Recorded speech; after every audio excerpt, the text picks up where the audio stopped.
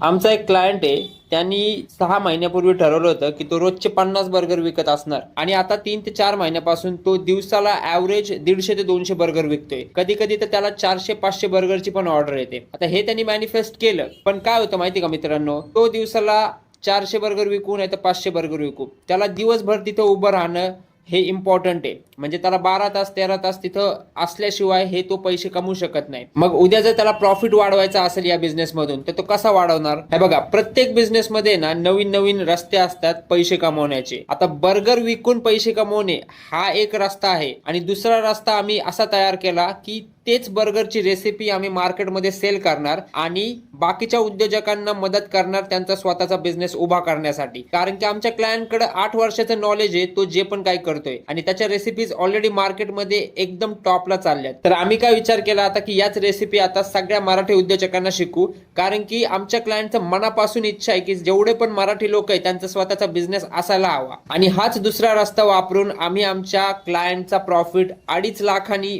Per month वाढवला आहे. तर विचार करा, तुम्ही तुमच्या पण बिझनेसमध्ये भरपूर नवीन नवीन रस्ते असतील. तुम्ही एकाच डायरेक्शननी विचार करू नका.